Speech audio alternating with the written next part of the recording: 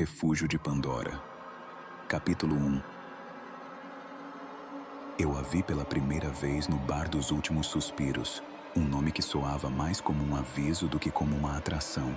A cidade de Havenwood era um câncer em meio à paisagem verdejante do Maine, um tumor de arquitetura desbotada e vidas estagnadas. Chovia aquele tipo de chuva fina e incessante, e eu estava lá por causa dela, Eleanor.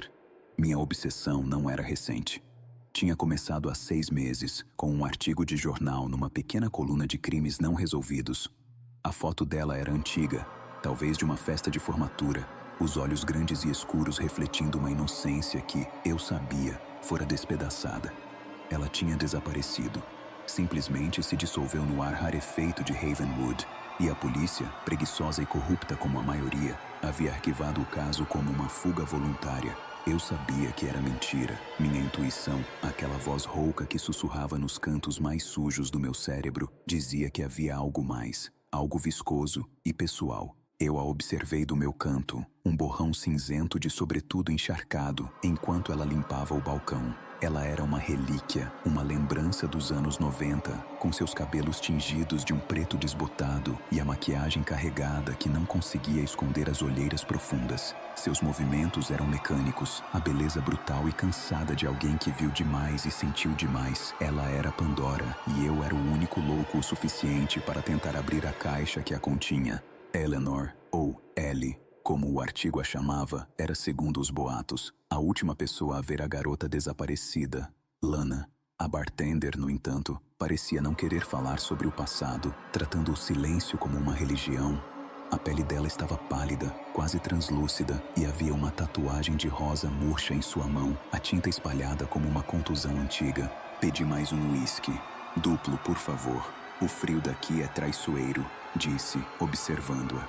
Minha voz era baixa, um murmúrio calculado, um convite à cumplicidade. Ela suspirou, um som arrastado, e despejou o líquido âmbar. Os olhos dela, quando se levantaram para encontrar os meus, eram de um verde água turvo, mas continham um fogo subterrâneo. O frio não é o pior, forasteiro. É o vazio que te mata. E o que preenche esse vazio em Havenwood? Perguntei, inclinando-me ligeiramente. O cheiro de cinzas e álcool velho no bar era quase um personagem secundário, sufocante e íntimo. Um sorriso fino, quase imperceptível, distorceu seus lábios. Não era um sorriso de alegria, era a careta de uma boneca quebrada. Coisas que é melhor você não saber. Coisas que escolhem a gente. Ela pegou um pano e começou a limpar um copo de cristal que parecia estranhamente deslocado naquele ambiente decadente, como um olho de vidro em um mendigo. Você não está aqui pelo uísque, não é? A franqueza dela me atingiu como um tapa. Ela não era uma vítima ingênua, era uma sobrevivente gasta. E havia um brilho de terror e ao mesmo tempo desafio em seu olhar. Era a atração fatal que eu buscava. Estou aqui por Lana, admiti, baixando a voz ainda mais. E por você. O copo de cristal escorregou de seus dedos, mas ela o agarrou antes que caísse, o som do impacto seco sendo absorvido pelo estofado bolorento. Por uma fração de segundo, vi o pânico nu em seus olhos, seguido por uma resignação sombria. Saia de Havenwood. Ela sussurrou, a voz tensa. Antes que a cidade te veja também. Mas eu já a estava vendo. Eu estava vendo a dor, o segredo e o convite não verbal para mergulhar no seu abismo. E para mim, o abismo dela era o único lugar onde eu me sentia em casa. Eu sorri de volta, um sorriso lento e predador que ela não esperava. Eu não vou embora sem você, Eleanor. Capítulo 2. Ela me levou para o seu lugar, um apartamento acima de uma loja de penhores fechada na rua principal. Um lugar que cheirava a mofo, livros velhos e uma estranha fragrância doce, como flores apodrecendo. A escada de madeira rangia sob nossos pés, cada degrau um protesto contra o peso de nossos segredos. O silêncio era tão denso que quase parecia um som por si só, apenas ocasionalmente quebrado pelo gotejar monótono de uma calha lá fora. O apartamento era espartano e desorganizado. Havia pilhas de romances policiais na cômoda e uma estante abarrotada de livros com lombadas gastas. No centro da sala, no entanto, havia algo que me chamou a atenção. Uma antiga gaiola de pássaros de ferro forjado, vazia, pendurada no teto, mas balançando levemente, como se o ocupante tivesse acabado de escapar. Eleanor, eu insisti em chamá-la assim. Ellie soava muito brando. Ela serviu um café forte em canecas lascadas. Ela estava tensa, as mãos apertando a caneca como se fosse o único ponto de ancoragem na realidade. Eu podia sentir a repulsão dela pela minha presença, misturada com uma curiosidade desesperada. Eu era o espelho que ela tentava evitar, refletindo algo feio e necessário. Você tem a cara de quem procura a escuridão. Ela finalmente disse, sentando-se no sofá manchado. E Ravenwood tem escuridão suficiente para te afogar. E você aguarda, não é? Retruquei, dando um gole no café que era amargo como arrependimento. Você a protege. Seus olhos se estreitaram, a cor verde-água se aprofundando. Lana, ela era minha amiga. Uma garota doce demais para este inferno. Comecei a falar sobre Lana, não como um detetive, mas como alguém que tentava montar um quebra-cabeça de carne e osso. Falei sobre as últimas semanas de Lana, sobre a mudança repentina em seu comportamento, os telefonemas noturnos e o medo silencioso que a havia consumido. Eu tinha estudado tudo, relatórios policiais, entrevistas vazias, até o horóscopo da garota. Enquanto eu falava, Eleanor relaxava lentamente, como um animal encurralado que percebe que o predador está apenas estudando e não atacando. Ela começou a me corrigir, a preencher as lacunas com detalhes que só alguém íntimo saberia. O vício de Lana em doces baratos, a cicatriz em forma de lua crescente no pulso esquerdo, a maneira como ela se apegava a um pequeno medalhão de prata. O medalhão, eu disse. O que era?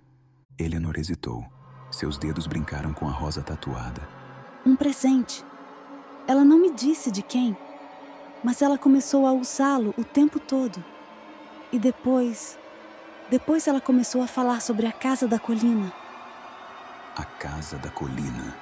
Todo vilarejo tem uma.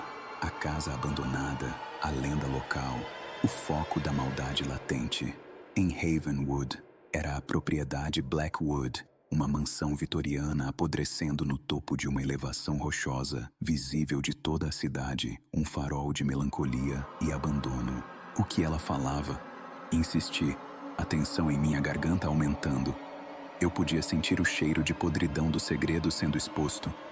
Eleanor se inclinou para a frente, a voz agora um fio de ar. Ela disse que lá, na casa, havia algo que a chamava.